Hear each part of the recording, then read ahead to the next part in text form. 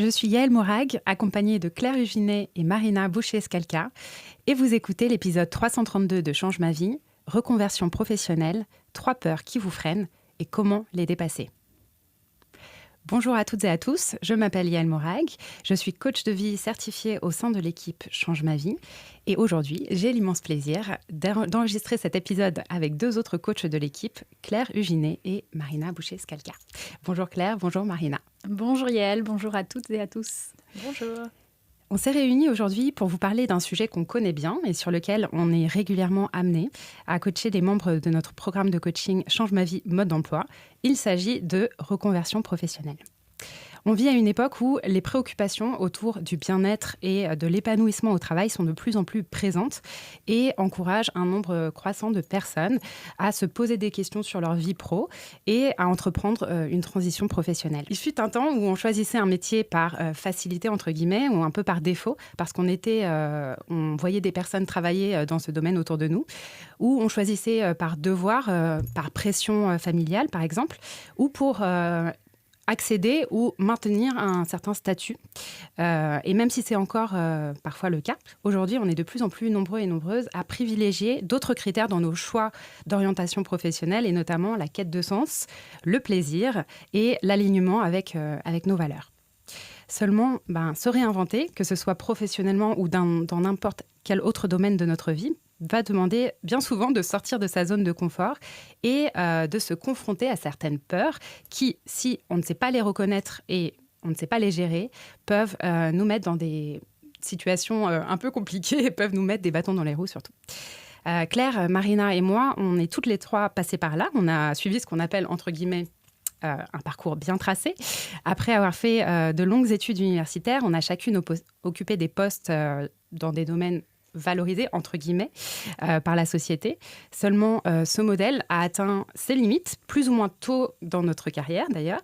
Et aujourd'hui, on est toutes les 3 devenues coachs et on est ravis de vous parler un petit peu plus de notre parcours, de notre reconversion et surtout des obstacles qui auraient pu nous faire douter et nous faire machine arrière.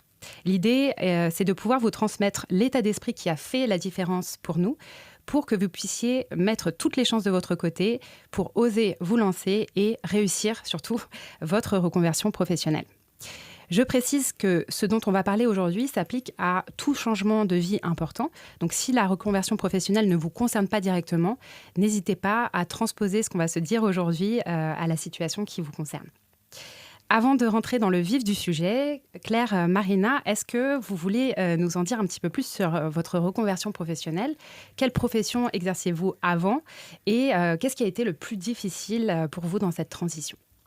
Oui, bien sûr. Alors moi, effectivement, j'ai été juriste, comme tu le disais, sur la voie bien tracée pendant à peu près 10 ans, en droit du sport et en droit de la montagne. Donc j'avais déjà commencé à choisir des secteurs qui m'attiraient, même si je restais dans un secteur, le droit un peu plus classique.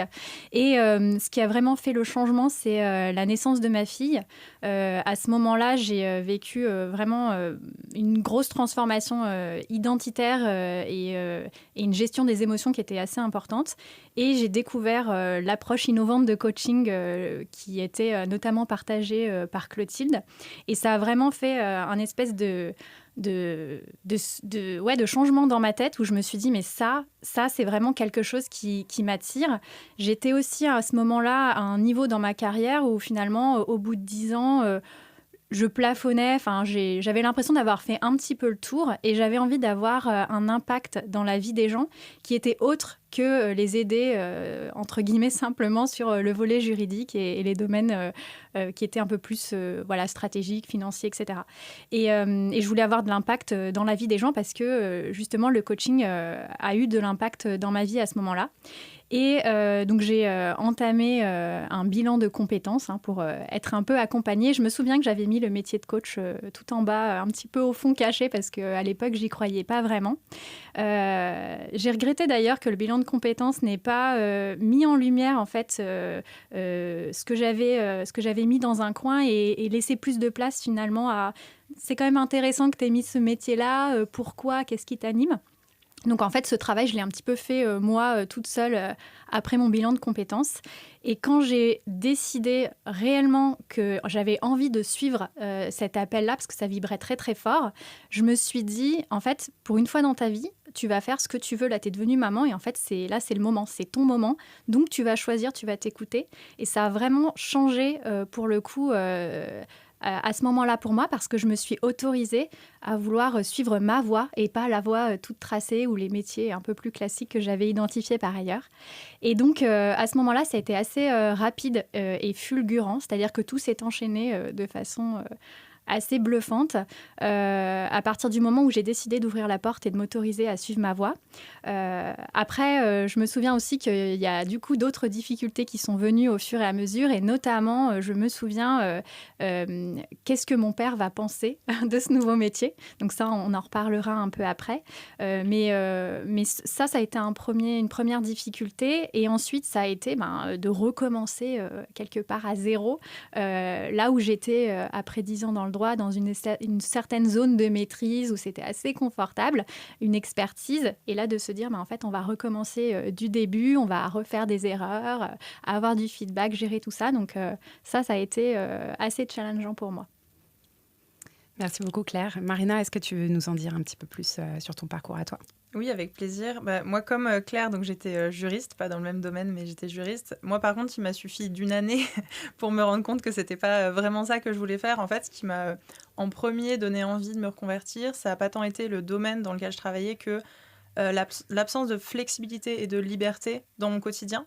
Moi, je voulais pouvoir aller chercher mon colis à la poste à 15h. Je voulais pouvoir prendre une pause de 15 minutes s'il faisait beau et pas devoir rester à attendre. Est-ce qu'un client va appeler ? Est-ce qu'une urgence va... Enfin, voilà, c'est vraiment le côté salariat au début qui me plaisait pas. En tout cas, pas le salariat de cette manière-là. Et je me suis dit, me reconvertir, oui, mais je n'aime pas assez le domaine dans lequel je suis. Pour devenir entrepreneur, parce que c'était ça l'idée, pour devenir entrepreneur là-dedans, j'aurais pas envie de me former, j'aurais pas envie d'approfondir les choses.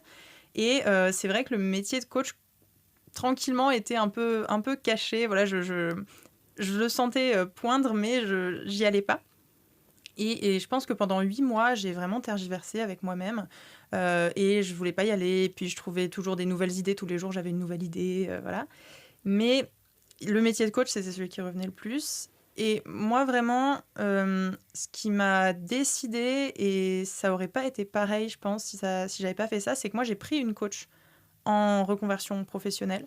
Et je pense que sans ça, soit je ne me serais pas lancée, soit j'aurais renoncé très vite dès que j'aurais pas eu mes premiers clients. Et je pense que j'aurais renoncé très vite parce que l'obstacle principal que je voyais, c'était ce côté, que je vivais en tout cas, c'était je suis un peu seule là-dedans. Alors déjà, l'entrepreneuriat, ça peut être un métier très seul en fonction de comment on le fait, mais il n'y a pas de voie toute tracée. Je connais personne qui est vraiment coach. Il n'y a pas de chemin prédéfini. Et donc, je me sens... Oui, quand on commence l'université, par exemple, c'est hyper... tout le parcours, il est tracé. Tu as tel cours à telle heure, ça va durer tant d'années. Enfin, c'est vraiment... Et là, c'était vraiment le saut dans l'inconnu. Et me faire accompagner, ça a été, je pense, ce qui m'a permis de me lancer, premièrement, de ne pas lâcher ensuite. Et de pouvoir me reconvertir avec, je pense, succès aujourd'hui. Donc voilà pour moi mon parcours là-dessus. Ouais, de mon côté aussi, c'est de me faire accompagner qui a créé l'envie de devenir coach.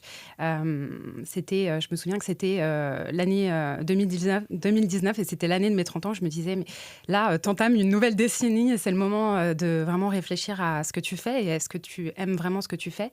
Et je pense que ce qui a été l'élément déclencheur, c'était... vraiment le cocktail d'émotions qui m'habitait au quotidien dans ma vie professionnelle.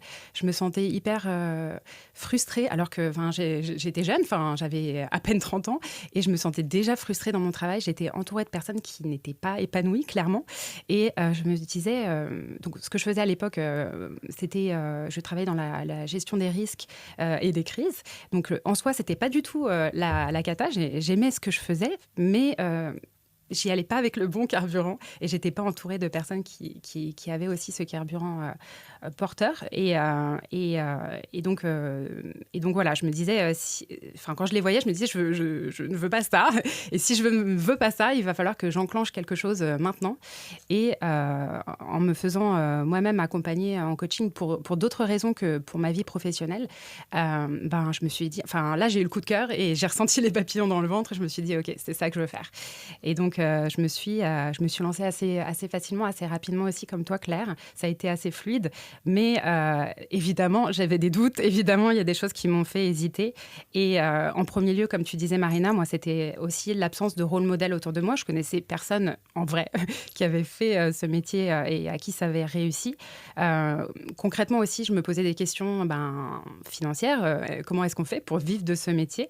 Est-ce que c'est possible déjà ? Et comment on fait ? Et le troisième obstacle, la troisième difficulté que j'ai rencontrée dans ma transition, c'était aussi beaucoup le regard des autres. Je me demandais, mais qu'est-ce qu'on va penser de ce métier qui existe à peine ? Comment est-ce que je vais l'annoncer à mes proches, à mon entourage ? Est-ce qu'ils vont vraiment me prendre au sérieux ? Donc voilà, ça faisait vraiment partie des préoccupations que j'avais à l'époque. Et ce dernier point, justement, sur le regard des autres, je pense que ça fait partie des obstacles principaux que nos clientes rencontrent au sein de notre programme de coaching. On accompagne beaucoup de personnes qui rencontrent cette difficulté. Est-ce que, Marina, toi, le regard des autres, c'était une difficulté que tu as rencontrée ? Est-ce que c'était une peur que tu avais au départ ? Je pense que c'était pas tant une peur au début pour me lancer, ça a été plus une fois que je m'étais lancée, quand je rencontrais de nouvelles personnes, moi j'avais un peu ce côté... alors être coach, c'est déjà assez nouveau. Ensuite, il y a beaucoup de charlatans, tout ça. Et j'ai pas envie... il y avait vraiment cette pensée, je veux pas qu'on croie que je suis pas intelligente en vrai, quoi. Et du coup, je sais qu'à chaque fois que je rencontrais des nouvelles personnes, j'avais ce besoin de dire que j'étais coach. Et dans les 5 minutes de début de conversation, je trouvais un moyen de placer que j'avais été juriste. J'avais un bac+5, j'avais un master, il fallait que j'arrive à le placer. C'était important pour moi, c'est hop, ok, comme ça la personne, elle me voit un peu au-dessus que le métier de coach peut, ce que le métier de coach peut donner de prime abord. Donc voilà, pour moi, c'était important par rapport à ça. Et effectivement, cette question de qu'est-ce qu'on va penser, qu'est-ce que mon entourage va penser, que ce soit les nouvelles personnes que je vais rencontrer, ma famille, etc. En fait, c'est une question qu'on va beaucoup se poser et comme tu le disais, il y a beaucoup de personnes dans le programme qui se la posent et qui se disent « j'ai envie de me lancer, mais non seulement il y a mes freins, mais en plus il y a le regard des autres, etc. » Et je pense que déjà, la première chose qu'il faut se dire, c'est de se rappeler que ce sont en fait des préoccupations qui sont très courantes, très légitimes. Je veux dire, le regard des autres, à la base, être accepté par les autres, c'est quand même un mécanisme de survie. Si on n'est pas accepté par les autres, on est rejeté, on est seul, on finit par... à l'époque, quand on avait besoin vraiment des autres pour survivre, on pouvait mourir de ne pas être accepté. Donc, se rappeler que vraiment, c'est un peu ancré en nous. C'est pas juste une peur un peu abstraite de « oh là là, je me soucie trop de ce que les gens pensent ». C'est quelque chose qui est vraiment présent en nous et c'est tout à fait normal. Et même si les gens n'en parlent pas autour de vous, tout le monde se pose la question de ce que les gens pensent. Et ensuite, tout changement amène à se poser cette question-là. Tout changement de vie, quel qu'il soit, surtout si c'est un changement qui ne va pas dans le sens de la société, dans le sens de ce qu'on nous a dit qui était bien. Voilà, donc on voit très bien de quoi on parle quand on dit ça. On voit très bien ce que la société nous propose d'un point de vue familial, d'un point de vue professionnel, d'un point de vue amical. On voit très bien. Et quand on commence à se poser des questions pour sortir un petit peu de ce cadre-là, c'est encore plus inconfortable et on se pose encore plus la question de ce que les autres vont penser parce que je vais à l'encontre de ce qu'on m'a toujours appris, je vais nager à contre-courant. Ok, je vais buter contre toutes les personnes qui vont dans l'autre sens que moi, en fait. Et donc, ça peut faire peur.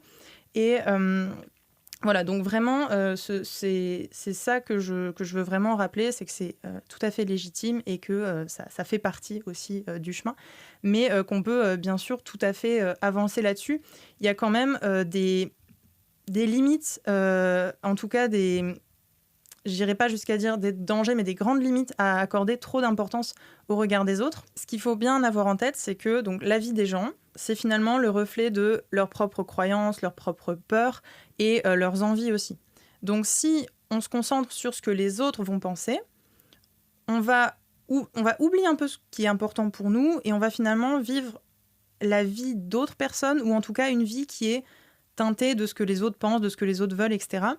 Et en fait, c'est pas nécessaire de se baser sur ce que les autres pensent, et c'est même pas quelque chose qu'on va vous conseiller, parce que ça vous éloigne complètement de la vie extraordinaire qui vous ressemble à vous, en fait. Et on en parle donc dans les épisodes 229, Rien à prouver, et 271, Tu n'as pas besoin de plaire à tout le monde, si vous voulez un petit peu creuser ce sujet-là et réussir à sortir un petit peu de ce regard des autres qui peut vous être vraiment très préoccupant pour vous. Et voilà, l'objectif vraiment, se préoccuper de ce que nous on veut, de la vie qu'on a envie de vivre, au-delà de ce que les autres pensent et de ce que les autres veulent. Et en vivant la vie qu'on veut vraiment, qui nous correspond vraiment, on va attirer à nous les gens qui nous correspondent, le métier qui nous correspond. Si vous voulez vous reconvertir dans, par exemple, en étant salarié, parce que nous, moi j'avais parlé d'entrepreneuriat par exemple, mais on va attirer les entreprises qui nous correspondent. Enfin voilà, vraiment réussir à être aligné avec ce qu'on veut soi, c'est le plus important. Je ne sais pas si Claire, tu as des pistes de réflexion à proposer sur cette thématique-là du regard des autres pour les personnes qui nous écoutent. Oui, bien sûr. C'est une thématique que j'aime beaucoup parce que effectivement, c'est ce qu'on projette du regard des autres, mais c'est aussi une partie de nous qui croit à ce qu'on pense que les autres pensent. Et c'est en ça que c'est hyper intéressant en termes d'introspection et d'exploration, parce qu'on va pouvoir mettre au jour certains jugements qu'on a à propos de soi-même. Et donc, c'est toujours une opportunité de pouvoir justement les mettre au jour pour pouvoir les questionner, garder ceux qui nous servent et avec lesquels on est aligné, et laisser de côté justement ceux qui nous desservent. Et là, l'idée dans ces cas-là, c'est justement de faire cet exercice. Alors, il n'est pas toujours évident de le faire seul, et c'est pour ça qu'au sein du programme, c'est intéressant de pouvoir être accompagné pour se sentir en sécurité et faire ce travail sans trop avoir peur de ce qu'on va découvrir. Mais c'est important de pouvoir mettre au jour ces jugements-là et de les nuancer pour finalement créer une sorte d'amour inconditionnel envers soi-même. De se dire, en fait, là, tu te proposes de te reconvertir, donc tu as peut-être effectivement des jugements. Et moi, je me souviens que c'était notamment qu'est-ce qu'allait penser mon père, mais indirectement, qu'est-ce qu'une partie de moi pensait de ce nouveau métier, parce que comme tu l'as dit, c'est un métier qui était quand même, et qui est toujours assez nouveau. Et moi, je me souviens dans le village dans lequel j'habite, quand je disais que j'étais coach, souvent les gens, mais coach sportif, alors non, coach de vie. Et donc, voilà, il y avait une partie de moi qui avait besoin finalement j'ai le mot owner dans la tête, mais vraiment d'incarner pleinement cette personne-là. Et donc, je sentais que c'était un petit peu flottant à ce niveau-là. Donc, l'idée, c'est de regarder ces zones où on a peur du regard des autres, où on se juge soi-même sur certains plans, pour créer cet amour inconditionnel, pour assumer avec plus d'assurance finalement cette nouvelle identité professionnelle qu'on est en train d'incarner petit à petit. Et en faisant ça, en fait, on va justement mettre de côté les freins qui, consciemment ou inconsciemment, pourraient un peu nous empêcher d'assumer pleinement cette nouvelle identité professionnelle. Du coup, nous avons quelques petites questions à vous proposer pour faire cet exercice. La première question, c'est en quoi est-ce que j'ai de la valeur en tant qu'être humain, indépendamment de mon métier. Parce qu'il peut y avoir parfois ces liens qui se font entre, et c'est ce qu'on disait un petit peu, le côté prestigieux des carrières dans lesquelles on avait pu être auparavant. Moi, c'est vrai, quand je disais que j'étais juriste, voilà, tout de suite, je sentais, je suis juriste, j'associais un peu la valeur que je pouvais avoir en tant qu'être humain avec cette profession-là. Et comment, finalement, je peux décorréler les deux, si dans un premier temps, c'est pas évident pour moi de voir toute cette valeur dans mon métier. Et de toutes les façons, c'est quand même toujours assez intéressant de pouvoir cultiver notre valeur en tant qu'être humain indépendamment de nos circonstances et donc de notre métier. Donc la première question, c'est en quoi est-ce que j'ai de la valeur en tant qu'être humain indépendamment du métier que j'exerce. La seconde question, c'est se remémorer son pourquoi et finalement l'impact qu'on veut avoir dans cette nouvelle profession. Parce que si on se reconvertit, c'est pour une bonne raison, une raison qui nous porte. Et parfois, en fait, quand il y a les peurs qui viennent sur le devant de la scène, on oublie un petit peu ce pourquoi qui nous faisait tant vibrer. Et toutes les trois, on a senti l'appel avec le coaching. Donc, c'est se rappeler l'impact qu'on veut, le sens qu'on veut dans ce nouveau métier, notre grand pourquoi. Et ensuite, un exercice que j'aime bien et qu'on propose aussi au sein du programme, c'est de faire appel à notre futur nous, c'est-à-dire celle qui a 10 ans d'expérience dans ce métier-là. Qu'est-ce qu'elle pense d'elle ? Qu'est-ce qu'elle se dit au quotidien? Qu'est-ce qu'elle pense de son impact, de son métier, de ce qu'elle peut apporter? Et d'essayer de lui emprunter un petit peu ces pensées-là. Alors, ça sera peut-être pas évident tout de suite de se dire ok, bah là en fait, je pense que je suis une excellente coach et que j'ai un impact de dingue dans la vie des gens et ça me nourrit au quotidien. Mais pour autant, on va pouvoir, grâce à des pensées intermédiaires, ça c'est aussi un exercice qu'on propose au sein du programme, on vous accompagne à finalement trouver des pensées que vous croyez, qui sont accessibles pour vous dès maintenant, mais qui vous rapproche un petit peu justement de ces pensées-là que votre futur vous, qui a 10 ans d'expérience, croit à 100%. Et là, ça peut être quelque chose de l'ordre de j'aimerais un jour penser que 3 petits points. Donc là, je vous invite à essayer de tester un petit peu pour vous. Quelle est la pensée qui est accessible tout de suite pour vous, que vous croyez, qui génère en vous une émotion qui ouvre un petit peu plus et qui est une pensée qui se rapproche de la pensée que cette future vous, qui a 10 ans d'expérience, qui est pleinement assise dans son métier, croit déjà. Et donc comme ça, vous allez commencer à finalement incarner cette professionnelle ou ce professionnel que vous avez envie d'être. J'aime beaucoup que tu aies rappelé cette importance du pourquoi, parce que même si y a beaucoup de gens qui se sentent appelés par des métiers qui ont plus de sens, plus d'impact, etc., et qui se sentent très animés en début de reconversion, eh ben, assez vite, on se rend compte qu'on peut oublier aussi ce pourquoi. Et je me rappelle avoir coaché une personne qui voulait aussi devenir coach, qui préparait un examen oral dans lequel elle allait devoir coacher devant un jury. Elle était terrifiée par... à l'idée de se dire est-ce qu'elle va être assez intéressante, assez pertinente, etc. Donc elle était très centrée sur le regard des autres et sur la perception que les autres allaient avoir sur elle. Et elle avait complètement oublié son pourquoi elle était là, pourquoi elle passait cet examen-là. Et je me rappelle que ça avait été très fort pour elle, quand je lui ai proposé de se recentrer sur ce qu'elle allait faire concrètement, comment est-ce qu'elle allait aider la personne, quel est l'impact qu'elle allait avoir sur la personne qu'elle allait coacher ce jour-là. Ça lui a permis de vraiment... relâcher la pression et on pouvait voir que ça avait été assez puissant pour elle. Donc, c'est aussi quelque chose que vous pouvez vous demander. Si jamais vous ressentez cette pression, si vous remarquez que le regard, vous vous préoccupez beaucoup du regard des autres, demandez-vous qui va profiter de cette reconversion. De quelle façon est-ce que vous allez pouvoir contribuer à aider les autres, à leur faciliter la vie, à leur apporter plus de fluidité, plus de plaisir au quotidien. Et je vous assure que changer de perspective de cette façon-là, ça permet d'alléger un petit peu l'enjeu et aussi de rassurer notre cerveau qui est très focalisé sur les autres, sur le regard des autres, pour se rappeler pourquoi est-ce qu'on fait ce qu'on fait. Un autre obstacle qui est très courant et qui est tout à fait... légitime aussi, c'est celui de la peur de l'échec. Avoir peur d'échouer, se demander est-ce qu'on va être à la hauteur, est-ce qu'on va être capable de réussir dans un nouveau domaine, c'est parfaitement logique. Quand on se propose de se reconvertir, généralement, comme tu disais Claire, on repart un petit peu à zéro, même si on repart jamais vraiment à zéro, mais on est quand même, on repart quand même sur de nouvelles compétences à développer, un nouveau réseau à créer. On a généralement pas beaucoup d'expérience dans le domaine dans lequel on choisit de se reconvertir. Marina, est-ce que tu veux nous en dire un petit peu plus sur cette peur de l'échec, sur la façon dont elle peut se matérialiser dans le contexte d'une reconversion professionnelle et sur les risques de laisser cette peur d'échouer aux commandes?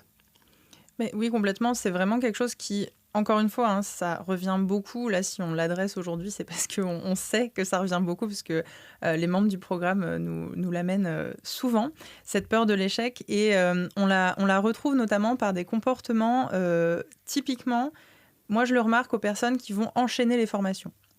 C'est des personnes qui ont déjà une formation pour leur métier. Par exemple, si elles veulent ouvrir... on avait Joanne dans le programme qui voulait ouvrir sa papeterie, par exemple. Et ça va être, voilà, j'ai fait une formation sur, je sais pas, la gestion comptable, j'ai fait une formation sur comment faire mon métier de manière, comment faire, j'y connais rien en papeterie, mais comment faire de la papeterie, etc. Et ça va être des personnes qui vont encore se former dans le métier de l'accompagnement. On le voit beaucoup, on peut avoir une formation de coaching, une formation ensuite sur... il y a plein de formations, en fait, qu'on va... même si on a déjà une ou deux formations, on a des bases solides, où on pourrait se lancer... On a ce côté, non, mais je vais quand même refaire une formation et je vais quand même refaire une formation. Et là-dedans, pour moi, on voit plusieurs choses. On voit le côté, je repousse le moment de me lancer vraiment. Parce qu'en fait, tant que je me forme, je suis en formation, je ne peux pas encore pratiquer. Et il y a aussi ce côté rechercher la validation extérieure, la reconnaissance. Et on pense souvent que... Alors, c'est très important de se former, on est toutes formées ici, et je ne dirais pas le contraire, mais je pense qu'on cherche vraiment à se valider, se dire qu'on a le papier, on a la formation qui va bien. Et finalement, c'est un petit peu attendre de la circonstance extérieure qu'elle nous apporte cette validation. On se dit, ce côté, je vais faire la formation qui va me donner le déclic et qui va me faire me dire, ok, là c'est sûr, j'ai tous les outils, je vais être 100% impeccable dans mon travail. Et en fait, c'est courir toujours après plus de formation pour retarder le moment de se lancer. Et les personnes qui ont tendance comme ça à avoir la peur d'échouer ou à faire beaucoup de formations, par exemple, ça peut être un exemple. C'est aussi des personnes qui ont du mal à s'évaluer sans se juger, à avoir un regard bienveillant envers elles-mêmes. S'évaluer sans juger, c'est vraiment quelque chose de fondamental. Et de pouvoir dire, voilà, là, ça s'est pas passé exactement comme je voulais. Pourquoi, en fait ? D'être vraiment de manière assez rationnelle et presque scientifique. Qu'est-ce que éventuellement je pourrais faire de différent la prochaine fois pour que ça marche ? Et de pas tout de suite se dire ça je l'ai raté, c'est parce que je suis nulle, c'est parce que c'est pas fait pour moi, c'est parce qu'en fait, et de tout de suite mettre énormément de jugement derrière ça. Donc réussir à faire ce pas de côté, à se dire comme tu le disais très bien Claire, voilà, ma valeur n'est pas définie par ce que je fais, par mon travail et par la manière que j'ai de faire mon métier. Et également, les personnes qui vont avoir tendance à avoir cette peur de l'échec, cette peur de ne pas être à la hauteur, ça va être des personnes très perfectionnistes. Encore une fois, on connaît bien les perfectionnistes parce que je pense qu'on est des bons exemples à la base de perfectionnistes et aussi parce qu'on en accompagne tous les jours. Et le profil perfectionniste, c'est je veux avoir tout qui est prêt vraiment. Je veux que l'entreprise soit montée, que j'ai telle formation qui soit faite, je veux avoir validé, vraiment que tout soit parfait. Et finalement, pourquoi ? Pour s'éviter l'inconfort de peut-être à certains moments ne pas réussir comme on le souhaitait. Cette chose qu'on voulait faire tout particulièrement bien, peut-être qu'elle ne va pas se faire exactement et qu'on va devoir passer par des chemins un petit peu autres. Et en se disant, ok, je vais mettre toutes les chances de mon côté pour ne pas échouer, parfois ça nous empêche de nous lancer et ça fait qu'en fait on reste un peu bloqué sur le seuil de cette belle reconversion professionnelle qui nous attend. Donc vraiment mettre du temps à se lancer, à se montrer aussi, parce que vous vouliez être à votre compte ou salarié dans un autre domaine, en fait, il va être nécessaire de vous montrer, que ce soit, si vous cherchez des clients quand vous êtes entrepreneur, les réseaux sociaux, la publicité locale de votre ville, etc. Ou quand vous êtes salarié, envoyez des CV, des lettres de motivation. Et en fait, si vous avez toujours constamment peur d'échouer, de ne pas être à la hauteur, vous allez retarder le moment de vous montrer. Et donc, vous allez retarder le moment où les gens vont vous trouver, en fait. Et vous retardez aussi votre mise en pratique. En fait, on va se priver d'un essai-erreur qui va être en fait très puissant pour s'améliorer, pour progresser. Alors qu'en fait, c'est dans la pratique qu'on apprend. Je sais qu'à l'école, on nous le dit de pratiquer, ensuite on corrige, on repratique et on recorrige et on devient meilleur à chaque fois. En fait, la vie, c'est comme ça aussi. Et donc, on repousse en se disant « je ne suis pas à la hauteur, je ne vais pas y arriver, est-ce que je suis à la hauteur ?» On repousse le moment de se lancer, de faire les erreurs que de toute façon on va faire et d'en apprendre plein de choses sur notre pratique ensuite pour la suite. Et donc, voilà, on va rester sur le seuil et on aura quand même l'impression de faire des choses. On va se dire, oui, mais je fais des formations, j'apprends plein de choses, je suis abonnée à telle ou telle personne qui en parle. Donc, on va avoir l'impression de faire énormément, alors qu'en fait, concrètement, on fait beaucoup, mais dans notre tête, on se montre peu, on est peu sur le devant de la scène. Et au bout de quelques mois, on peut en conclure, ça marche pas. Je me suis formée, je me suis bien renseignée, mais j'ai pas de clients. Parce qu'en fait, on est resté sur ce côté, comme j'ai peur de pas être à la hauteur, je vais me former, faire plein de choses, me renseigner, mais je vais pas vraiment passer à l'action dans le concret. Et je vais quand même en déduire quelques mois plus tard, en fait, ça fonctionne pas. J'ai pas trouvé d'employeur ou alors j'ai pas trouvé de clients. Alors qu'en fait, on s'est pas vraiment donné les moyens pour que ça fonctionne. Claire, est-ce que tu veux nous dire comment est-ce que le coaching peut aider des personnes qui pourraient être dans ce cas de figure, de ne pas se sentir à la hauteur ou d'avoir peur d'échouer dans leur nouveau travail ? Oui, alors je pense que il y a deux choses à mon sens. La première chose, c'est déjà d'accepter nos nouvelles circonstances et effectivement d'accepter les émotions qui vont avec ça. C'est-à-dire que quand on se propose de faire quelque chose de nouveau, donc une reconversion professionnelle, nécessairement on va peut-être douter de soi, on va avoir peur, on va se juger, on va peut-être culpabiliser, avoir honte, etc. Et tout ce cocktail émotionnel, en fait, il fait partie du chemin. Donc effectivement, on a l'option de vouloir le fuir en se disant je vais faire une formation supplémentaire parce que je reste un petit peu dans ma zone de confort, ou on a l'option de se dire ok, c'est à ça que ça ressemble. D'ailleurs, on a un excellent épisode de podcast sur le sujet. C'est à ça que ça ressemble. Et donc, pour le moment, en fait, c'est que je suis sur le bon chemin. Donc, je vais m'accompagner dans ces nouvelles circonstances qui sont les miennes et qui sont normales finalement quand on apprend de nouvelles choses. C'est un peu inconfortable, mais c'est comme ça en fait qu'on va pouvoir avancer. Donc on accepte nos nouvelles circonstances et en acceptant ces nouvelles circonstances, on reste finalement sa meilleur allié tout au long du chemin. Et il y a quelque chose que j'avais envie de partager avec vous parce que c'est un concept qui m'avait beaucoup aidée quand j'étais justement dans cette phase-là de ah mince, je fais des erreurs, ah mince, c'est inconfortable, ah mince, j'ai du feedback, attention, je me juge. C'est cette courbe d'apprentissage en S. Et donc, la courbe d'apprentissage en S, c'est en fait une modélisation de nos montées en compétences qui comporte 3 phases, qui est la phase de démarrage. Donc, quand on se propose de créer quelque chose de nouveau, de se reconvertir dans quelque chose de nouveau, on tâtonne, on n'a pas les compétences, on n'a pas l'expertise, c'est inconfortable. C'est la phase qui nous demande le plus d'énergie, le plus de gestion émotionnelle. Ensuite, on a la phase de progression, où là, on sort un peu de cette phase, on commence à rentrer dans une phase un petit peu de confort, mais on continue à apprendre. Et enfin, on a la fameuse phase de maîtrise, celle dont je parlais précédemment, quand au bout de 10 ans, voilà, on est dans notre secteur, qu'on maîtrise bien les choses, qui, elle, est confortable, qui peut, au bout d'un moment aussi, être un peu un piège parce qu'on peut s'ennuyer. Et à ce moment-là, en fait, on va recommencer une nouvelle courbe d'apprentissage en S. Donc, en fait, c'est un petit peu un perpétuel recommencement. Mais donc, on voit bien que la première phase qui est normale, c'est la phase de démarrage. Et donc, à partir du moment où on se dit « Ok, c'est à ça que ça ressemble, c'est normal », ça ne veut pas dire que je suis une mauvaise professionnelle, ça ne veut pas dire que je suis nulle, ça ne veut pas dire que je n'y arriverai pas. Ça veut juste dire que là, j'accepte mes nouvelles circonstances, je suis en phase de démarrage, et en phase de démarrage, c'est à ça que ça ressemble. Et donc là, l'idée, ça va être de pouvoir recréer nouvel épisode de podcast que nous avons aussi du confort dans l'inconfort, c'est-à-dire s'accompagner du mieux qu'on peut dans cette phase qui peut être un petit peu déstabilisante. Nous, évidemment, ça fait partie de nos missions d'aider les gens dans cette phase-là, parce que quand on est seul avec soi-même, c'est vrai qu'on peut avoir justement toutes les pensées de jugement qui viennent, et c'est pas toujours évident, comme tu le disais, de faire cette évaluation sans jugement, de nourrir des pensées qui vont être soutenantes vis-à-vis de nous-mêmes. Et c'est aussi pour ça que le coaching est puissant, je trouve, à cet égard-là.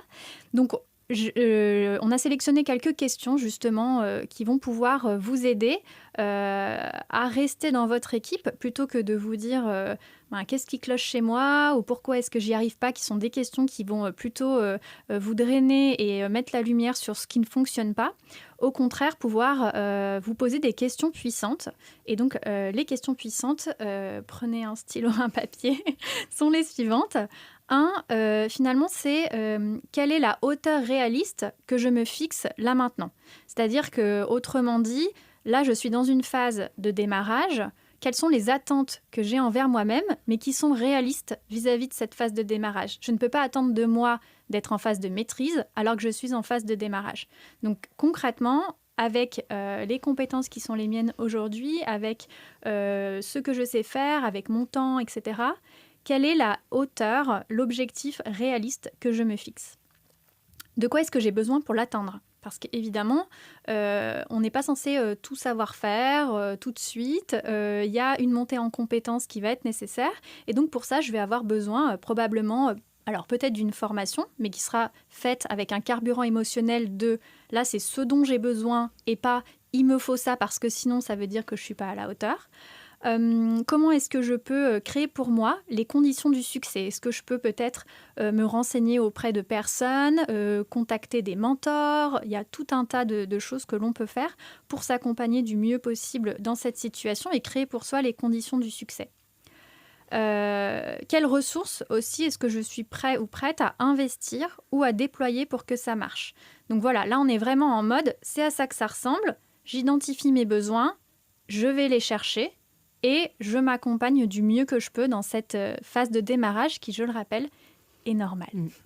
Ouais, j'aime beaucoup cette idée de se rappeler voilà, qu'on ne sera pas à la hauteur tout de suite et que ça ne sert à rien de chercher à l'être puisqu'on doit passer par ces étapes-là avant toute chose. Et dans ces cas-là, ce qui est vraiment important, c'est d'avoir en tête son cap, sa vision. Et c'est vraiment quelque chose qu'on aide les membres de notre programme de coaching à créer pour eux-mêmes, pour elles-mêmes, cette vision. Parce que dans ces moments-là, quand on ressent particulièrement cette peur de ne pas y arriver, ça va être vraiment bien de pouvoir se rappeler où est-ce qu'on va, clairement, quel est notre cap. Et puis, si je peux me permettre, il y a aussi cette idée de hauteur, c'est-à-dire qu'on peut avoir la vision long terme de là où on veut aller, mais néanmoins, la hauteur qu'on se fixe, la ramener à là où on en est maintenant, quelque chose de réaliste. Ouais. Ça ne veut pas dire qu'on n'est pas ambitieux ou ambitieuse et qu'on n'a pas des objectifs et une vision qui est lointaine, mais là maintenant, pour que je puisse me créer les conditions du succès, comment je ramène cette hauteur à quelque chose d'ambitieux mais de réaliste. Absolument. Et aussi, ce qui peut aider dans ces moments-là, c'est de mettre aussi de l'attention sur toutes les compétences qu'on est en train de développer en chemin et aussi valoriser le processus tout autant que la destination, que le résultat. Évidemment, ce qu'on veut, c'est de pouvoir arriver à nos fins, mais en chemin, on développe tout un tas de compétences qui valent la peine vraiment d'être soulignées. Et donc ça, c'est vraiment quelque chose sur lequel on vous encourage aussi à vous questionner. Demandez-vous qu'est-ce que vous avez à gagner en vous lançant. Et certainement, il n'y aura pas que le but ultime de la reconversion. En chemin, vous allez avoir tout un tas de bénéfices secondaires qui vont être tout aussi importants. Et quand on se focalise aussi sur ce qu'on a à gagner en chemin vers notre reconversion, donc ça peut être une meilleure connaissance de soi, ça peut être les rencontres qu'on va faire, ça peut être simplement l'ouverture d'esprit que ça va nous demander, même cet inconfort qu'on va devoir traverser, c'est des compétences émotionnelles qu'on va pouvoir développer en chemin. Quand on arrive à voir ça, je pense que ça aide aussi à s'enlever aussi un petit peu de pression, s'enlever un petit peu de pression en chemin. Une autre question que je trouve pas mal aussi à se poser quand on a peur d'échouer, c'est aussi de se demander, puisque notre cerveau est en mode qu'est-ce que j'ai à perdre, de lui demander qu'est-ce que j'ai à perdre à ne pas me lancer, à côté de quel bénéfice justement est-ce que je vais passer si jamais je ne me lance pas, si je laisse la peur d'échouer me paralyser, à côté de quoi est-ce que je vais passer. Je trouve que c'est vraiment une question importante à se poser. Il y a beaucoup de personnes qui arrivent à nous en coaching et avec un projet de reconversion professionnelle qu'elles ont depuis très longtemps et qu'elles ont mûri, mais sans vraiment se lancer. Et en fait, ce qu'on voit, c'est que ça a entretenu le doute et que ça a fini par porter atteinte à leur confiance en elles. Et ce qu'on leur rappelle dans ces moments-là, c'est que la confiance en soi, elle se construit dans le mouvement. Elle ne peut pas se construire avant même d'avoir commencé quelque chose. Donc, c'est vraiment important de se rappeler ça, que cette confiance-là va demander de se mettre un petit peu en danger, de passer à l'action et qu'elle ne vient pas en amont de phase, mais plutôt en chemin, voire après, une fois qu'on a avancé. Donc ça fait le pont vers notre troisième peur, la troisième peur qu'on avait envie d'évoquer avec vous et qui est une peur récurrente quand on se propose de se réinventer professionnellement, c'est la peur d'être déçu, la peur de regretter son choix, regretter sa décision. Est-ce que on va se demander, est-ce que je vais pas être déçu si je m'oriente dans telle direction et que ça me plaît pas? Est-ce que ça vaut vraiment le coup, COUP et COUT aussi, en fonction de l'investissement qu'on va faire pour se reconvertir? Et toutes ces questions eh ben, elles sont tout à fait légitimes, comme les deux premières peurs qu'on a évoquées avant. Et là, ce qui se joue dans cette peur de regretter et cette peur d'être déçu, c'est vraiment la peur de perdre ce à quoi on est attaché, donc c'est tout à fait normal. Le problème, c'est que comme la peur de ne pas être à la hauteur ou la peur du regard des autres, c'est une peur qui va nous paralyser, c'est une peur qui va nous mener à l'indécision. Et donc, ça va valoir le coup de la regarder d'un peu plus près. Parce qu'évidemment, si on se pose la question de est-ce que je ne vais pas être déçue, si on se la pose comme ça, si on se la formule de cette façon, ça va être difficile d'avancer. Ça va mettre, en fait, notre cerveau va se concentrer sur ce qu'on a à perdre plutôt que ce qu'on a à gagner. Et donc, du coup, ça va être assez difficile d'avancer. Et c'est vrai que cette peur d'être déçu, cette peur de regretter, on la retrouve aussi beaucoup dans les personnes qui se retrouvent qui se disent « Ok, je veux me reconvertir, je sens que j'ai un appel, mais je suis intéressée par plein de choses. » Ou en tout cas, il y a une abondance de choix et de possibilités qui s'ouvrent à moi. Et je ne sais pas dans quelle direction aller, je ne sais pas quoi choisir. Et ça va être cette indécision, ça va être vraiment un frein aussi. Et ce qui va se jouer ici, ça va être la peur de faire le mauvais choix, la peur d'être déçu de son propre choix. Et en sous-jacent, en fait, c'est cette idée que si jamais on fait effectivement le mauvais choix, entre guillemets, la peur que du coup, tout va être foutu. Et je pense que c'est vraiment ça qui fait la différence dans l'état d'esprit quand on se fait coacher et quand on a une personne qui nous accompagne en coaching. Et c'est ce qu'on fait pour nos membres dans le programme de coaching, c'est vraiment de leur rappeler que cette déception de soi, ce regret, avant tout, ce sont des émotions. Donc, ce sont des émotions qu'on va créer avec le regard qu'on va choisir de poser sur ce qu'on va faire. Et donc, la bonne nouvelle, c'est qu'on a toujours le choix de penser, de choisir ce regard-là. Et que la déception de soi, le regret, finalement, ce sont des émotions qui sont optionnelles.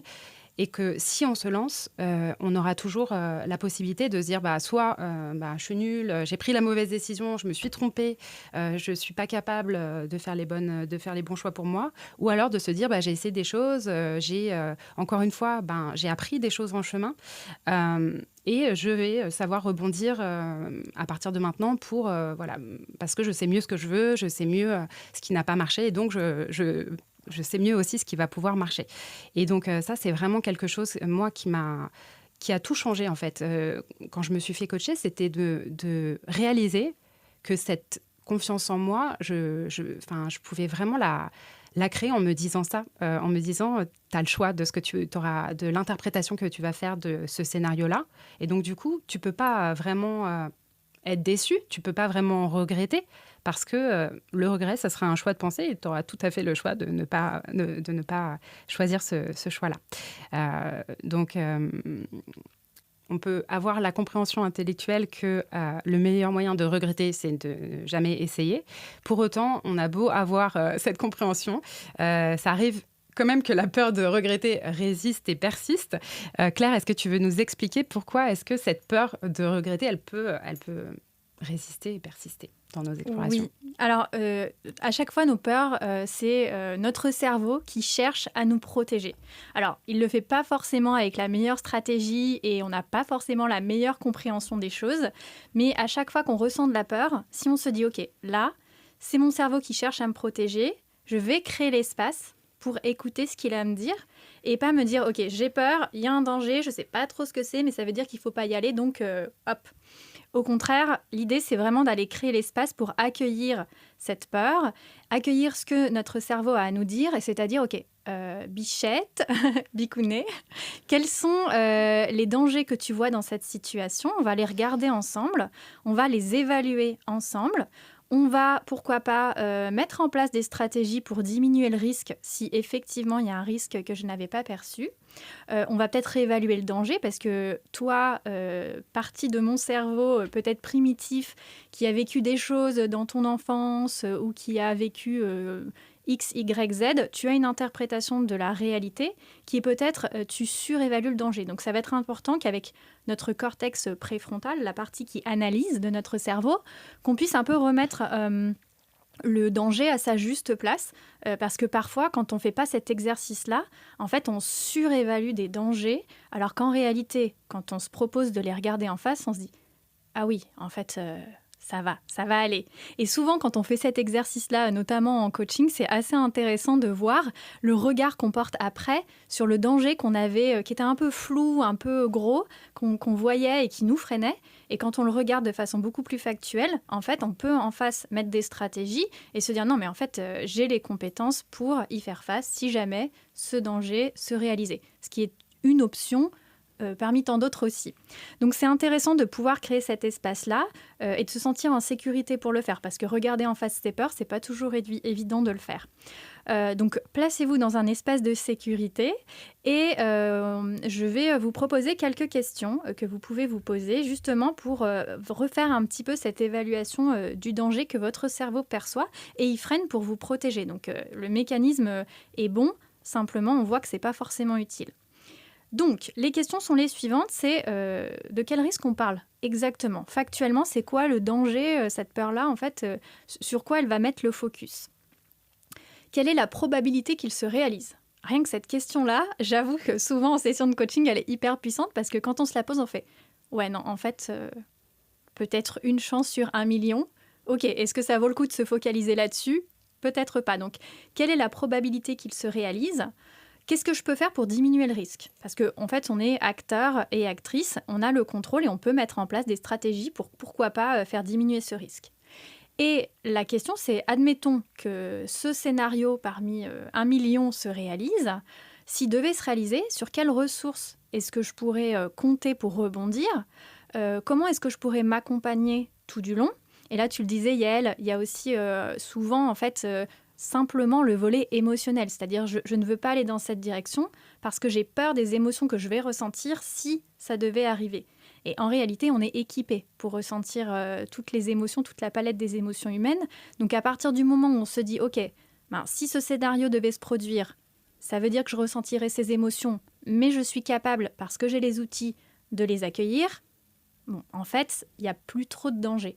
Donc, c'est vraiment mettre le focus sur notre résilience, tu le disais aussi, toutes nos compétences et notre capacité à rester dans notre équipe, quoi qu'il arrive finalement.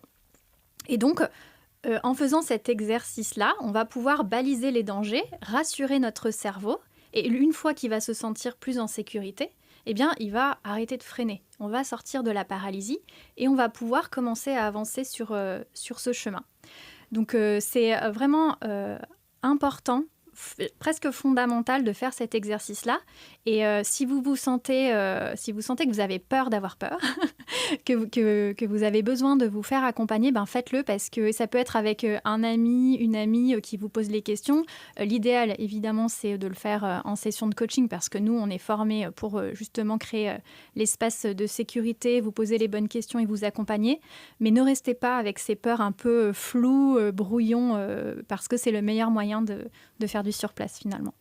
Par rapport à cette peur de regretter, moi, il y a quelque chose vraiment que je voudrais qu'on se rappelle ici, c'est qu'en fait, quand on arrive à un carrefour, un carrefour de décision, et qu'on se demande est-ce que je vais à l'est, à l'ouest ou au nord, parce que j'arrive du sud, et en fait, de bien se rappeler qu'on aura beau tergiverser en restant sur ce carrefour aussi longtemps qu'on veut, en fait, on ne sait pas où va chaque route.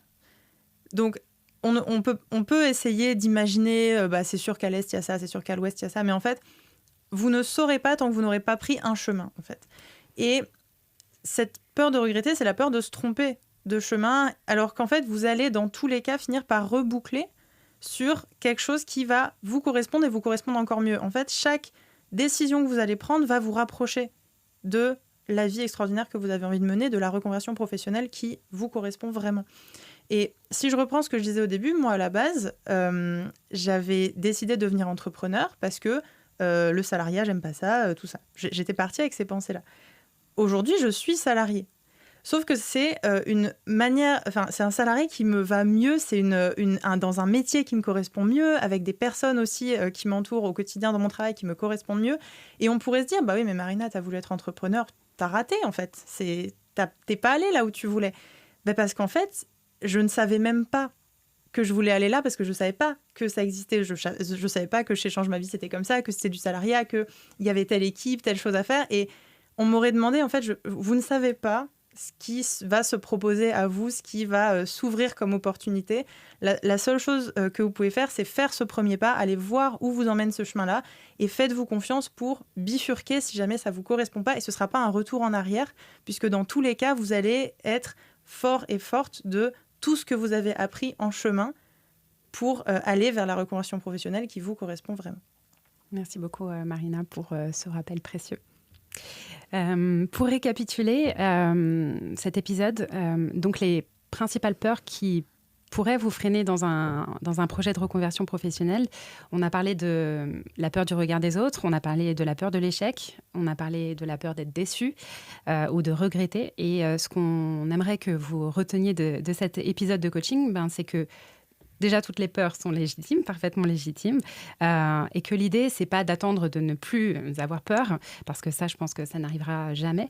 Le fait qu'on ait peur, ça veut pas dire qu'on doit forcément tout arrêter, mais la compétence clé à développer dans ces cas-là, c'est vraiment d'apprendre à vivre avec ses peurs, en acceptant, dans un premier temps, que tout ne soit pas forcément facile, linéaire. Se reconvertir, pour beaucoup d'entre nous, implique un changement d'identité. Et quand on s'est beaucoup identifié à son travail, c'est normal qu'en changer fasse remonter tout un tas de peurs.